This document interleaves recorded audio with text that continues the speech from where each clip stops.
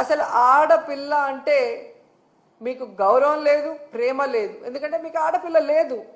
So ఆడవాళ్ళకి ఇచ్చిన వాగ్దానాల్ని నెరవేర్చాలన్న చిత్తశుద్ధి మీకు లేదు. ఆడవాళ్ళకి రక్షణ కల్పించాలన్న చిత్తశుద్ధి మీకు లేదు. ఆడవాళ్ళని అభివృద్ధిలోకి తీసుకురావాలన్న చిత్తశుద్ధి మీకు లేకపోవడం అనేది ఈ రాష్ట్రంలో ఉన్న మహిళలకి దురదృష్టంగా మారిందని కూడా ఈ సందర్భంగా తెలియజేసుకుంటున్నా. ఎందుకంటే ఈరోజు ఏదో గొప్పగా మహిళలంతా తిరగబడతారనుకొని తెలుసుకున్నాడేమో కానీ మహిళా దినోత్సవం సందర్భంగా ఆయన ఒక యాప్ని ప్రవేశపెట్టబోతున్నాడు అని తెలిసింది. దాని పేరు శక్తి యాప్, మహిళా భద్రత కోసం అంట.